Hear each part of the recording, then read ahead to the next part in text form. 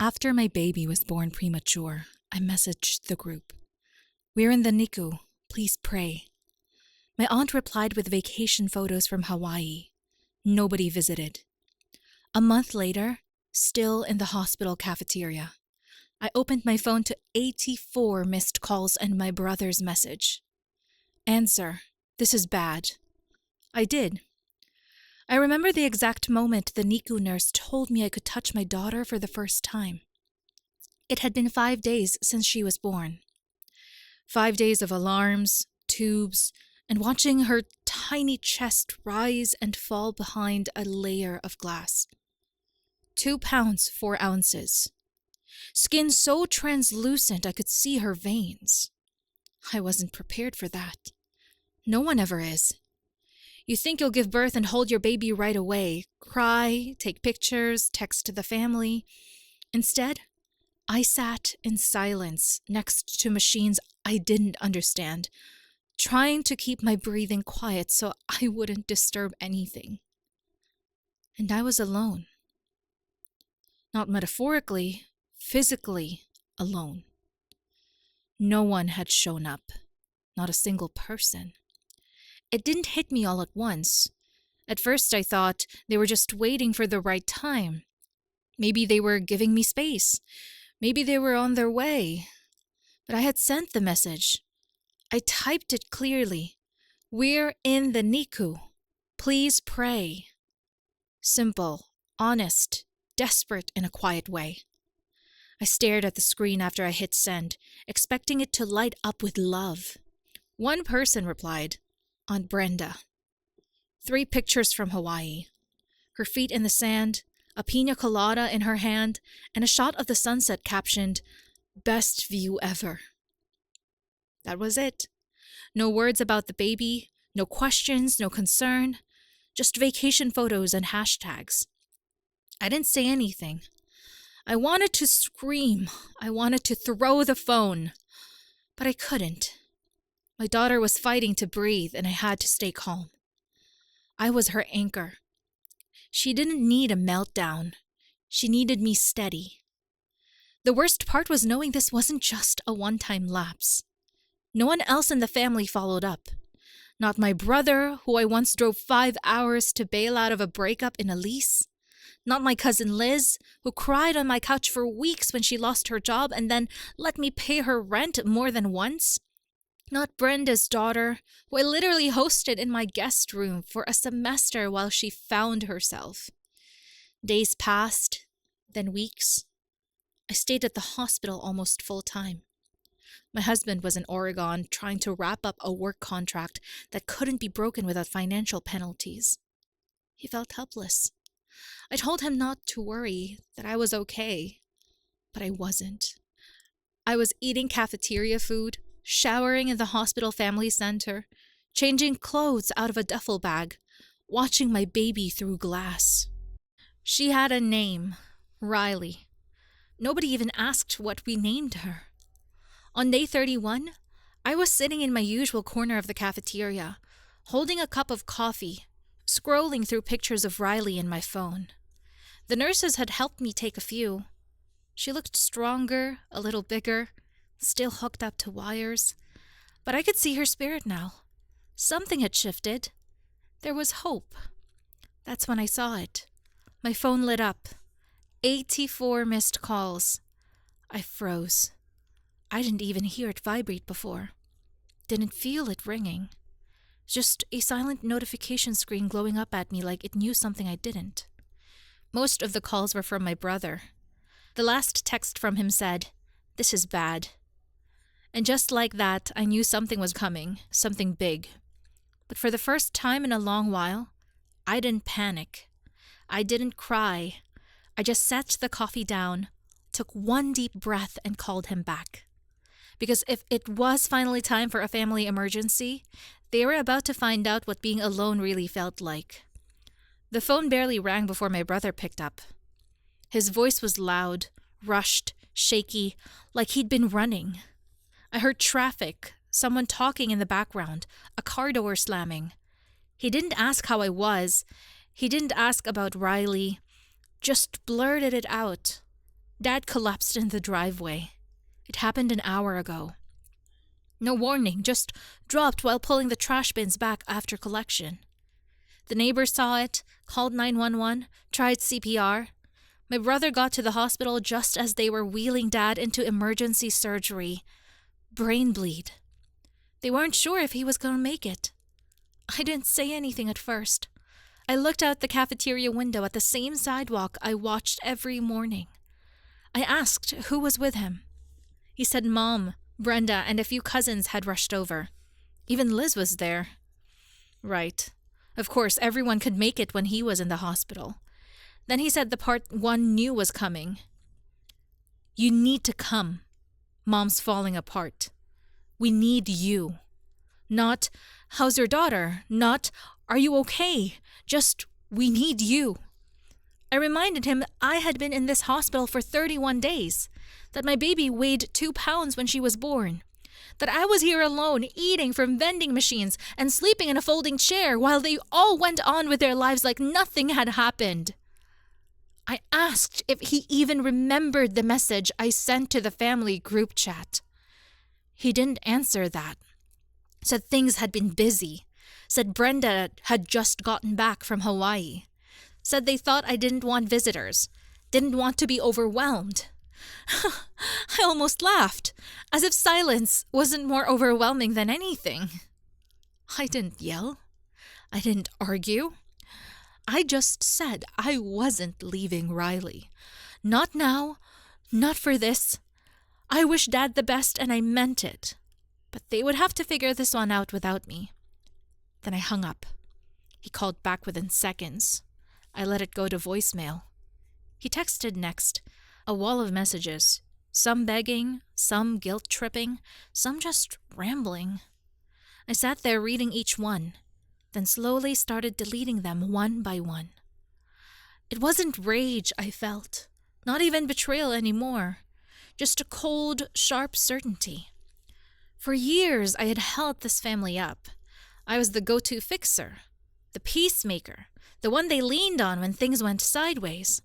I paid for things without being asked. I remembered birthdays they forgot. I never once said no when someone needed help. But they left me alone when my daughter was on life support.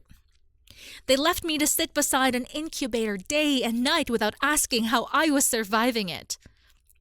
So that was it. I turned off the ringer, slid my phone back into my pocket, and walked upstairs. Riley was asleep, her arms slightly spread out like she was floating. Her heart rate was steady. She was breathing without the CPAP for the first time. The nurse told me we'd probably be trying bottle feeds soon. I stood there looking down at her and felt it settle inside me. I didn't know anyone anything anymore. They could beg, call, cry, it wouldn't matter. Whatever storm was coming for them next, they'd have to face it without me. Because I wasn't their safety net anymore. I was my daughter's mother, and I was done saving people who wouldn't even show up when it mattered. The next 2 days felt like being underwater. Still, muted, heavy. My phone didn't ring, no one texted, not about Dad, not about anything. After that flood of missed calls and messages, it was like someone flipped a switch and cut the wires. It was almost impressive how fast they could disappear again when they didn't get what they wanted. I didn't reach out either. Not to ask if Dad made it through surgery, not to check if Mom was okay. I sat in the NICU just like I had for a month, watching Riley sleep in her little nest of blankets and wires, watching monitors blink and hum, and I waited. I gave them a chance to show me they meant it, to ask about her, about me. Nobody did. Instead, Riley gained 4 ounces. That's what mattered. We were finally weaning her off the oxygen. She opened her eyes longer, wrapped her whole hand around my pinky. Every time I saw her fight, I felt stronger. Palmer Harper. Then 2.5 days later, Brenda showed up. I heard about it from one of the nurses. She didn't call ahead, didn't text, just walked in with sunglasses still on, holding a small shopping bag like she was dropping off a housewarming gift. She didn't ask to see Riley. She didn't ask where I was. Just left some overpriced cookies with the nurse, smiled, and left. That was her big gesture. Later that day, my brother texted again. So you're just cutting everyone off now after everything we've done for you. I stared at the message for a long time. I thought about the hours I spent helping him rewrite his resume when he lost his job, the loan I gave him when his car broke down, the tuition payments, the grocery deliveries when his wife was sick, and never once did I throw it back at him. Never made him feel small for needing help. I texted back, "You left me alone when my daughter was fighting to live. I'm just doing what you taught me." Then I blocked him, and something inside me clicked into place. That night, after Riley fell asleep, I logged into the tuition account I had set up for my nephew, canceled the automatic payments, cleared the linked card. I didn't warn anyone. I didn't leave a note. Let the invoices roll in. Let the school call him. I opened another app and stopped the monthly rent assistance I had been sending Liz since March. She never asked me directly, just hinted about her struggles, and I stepped in. Not anymore.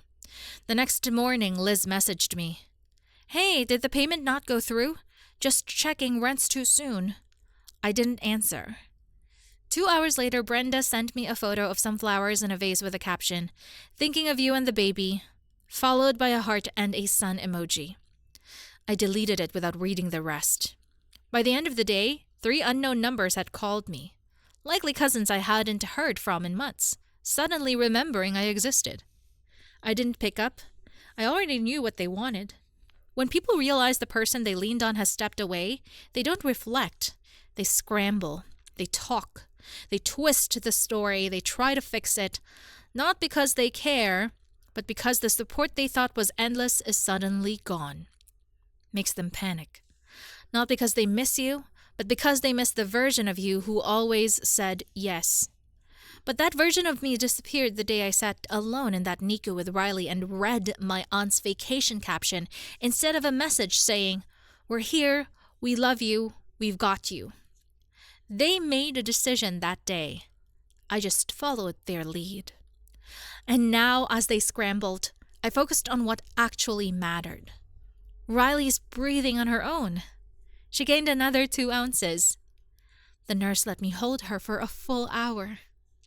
And for the first time in a long time, the weight I'd been carrying, their weight, started to fall off my shoulders.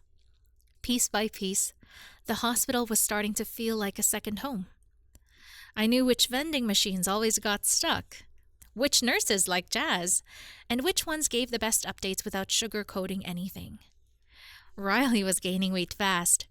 Her tiny fingers gripped mine longer each day, and the doctors had started talking about her release in a few weeks. There were still plenty of hurdles ahead, but we were finally in a rhythm, one that didn't include my family. Then out of nowhere, my phone buzzed with a message that made me pause. It was from grandfather.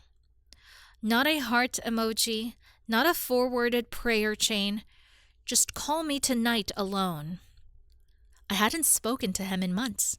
He was never the type to get involved in petty arguments or family drama. He was quiet, old school, but everyone respected him. When he did speak, people listened. Always had. I called him that night after Riley fell asleep and stepped outside to a bench near the ER entrance. He answered immediately. No small talk. He said he knew about everything. He knew no one had visited, that Brenda went on vacation, that my brother was now calling everyone in the family complaining I had turned cold. He said he'd seen the group chat messages. I didn't ask how. I didn't care. Then he said something I didn't expect. He was rewriting his will.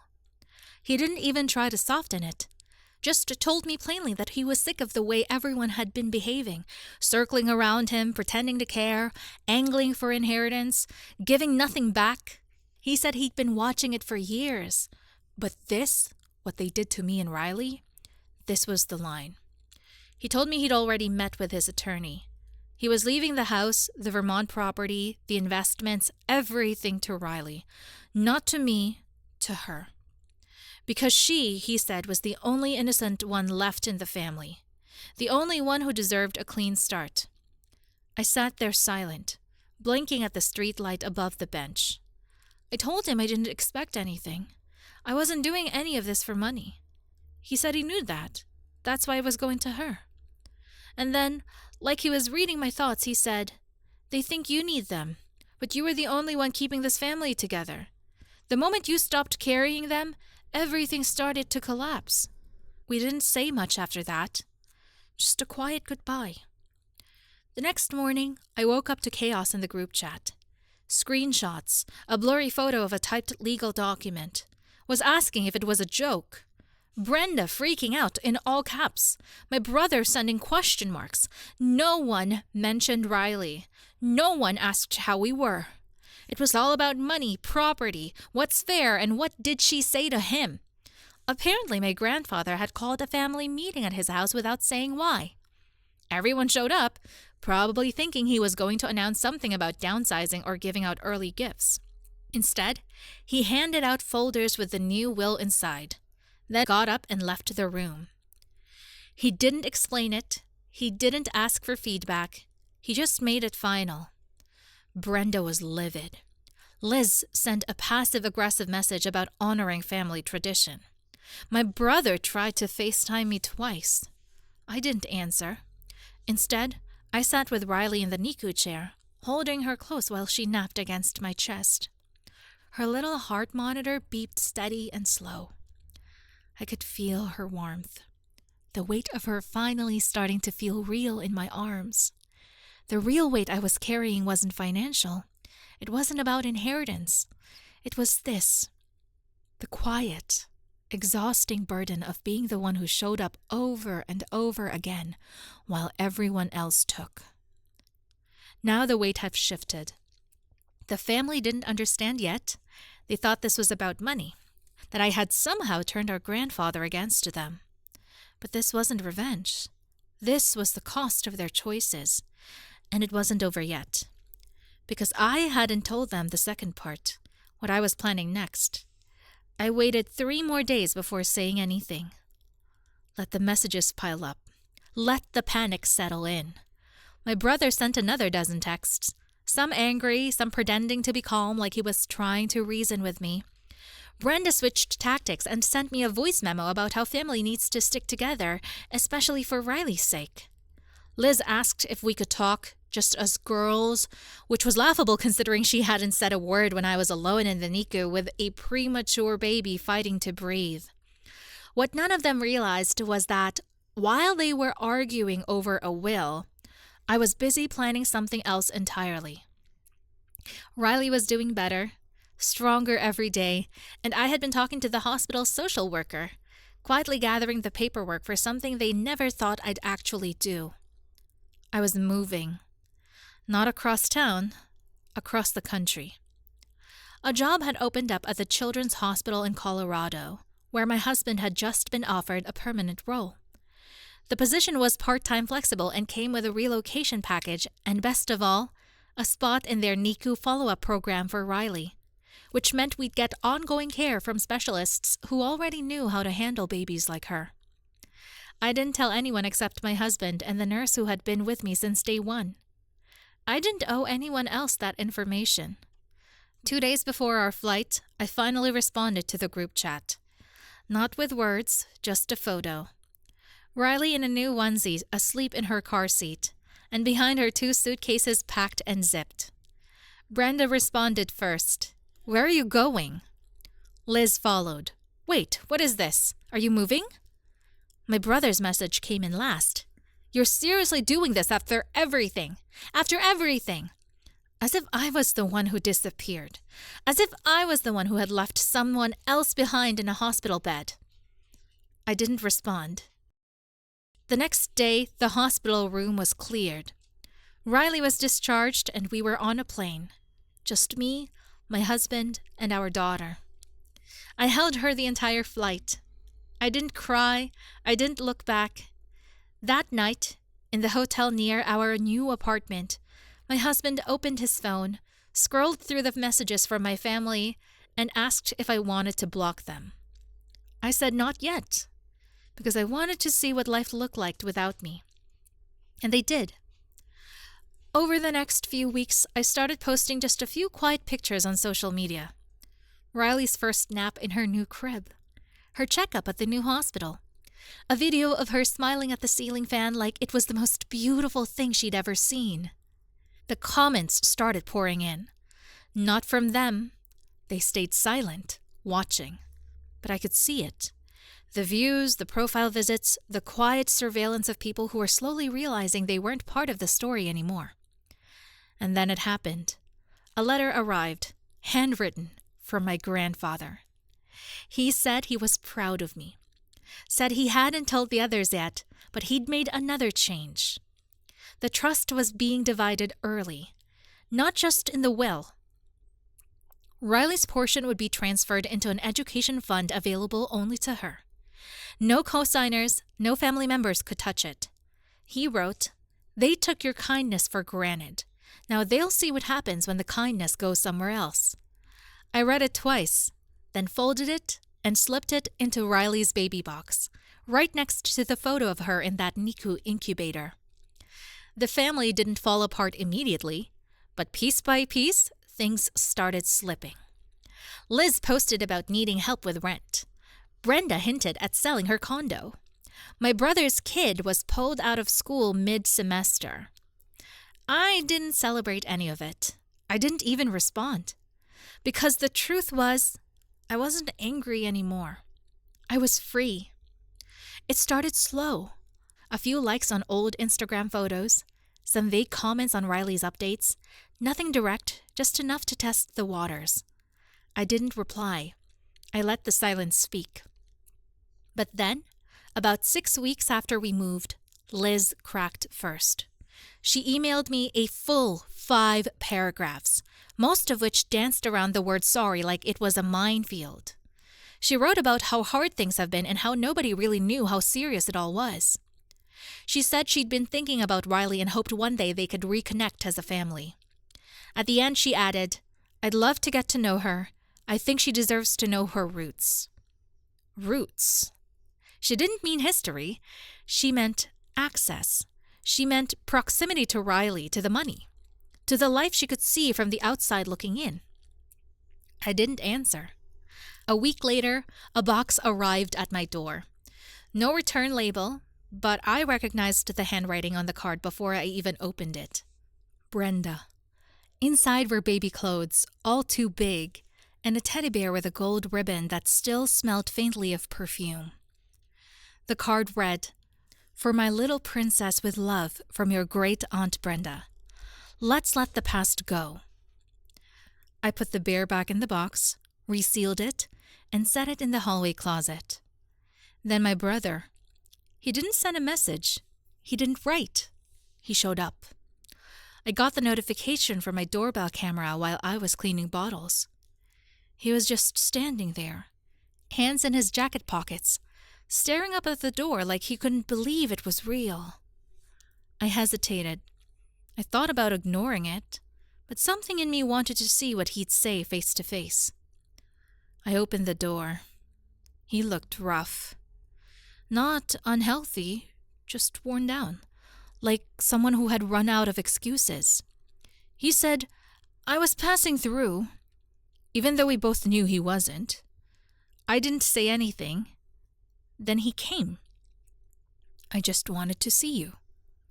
So I waited. He finally said what he came to say. "We miss you." I let that sit in the air between us for a long second. Then I told him, "You don't miss me. You missed the version of me that paid your bills, picked up the pieces, and kept everything from falling apart." He didn't deny it, just looked down. Then he said, "Mom's been asking about you. She's confused. She thinks this is all a misunderstanding." I asked if she was confused when Riley was in the NICU and nobody showed up. He didn't answer that either. He looked at me like he wanted to say something else. Maybe beg, maybe lash out. But he didn't.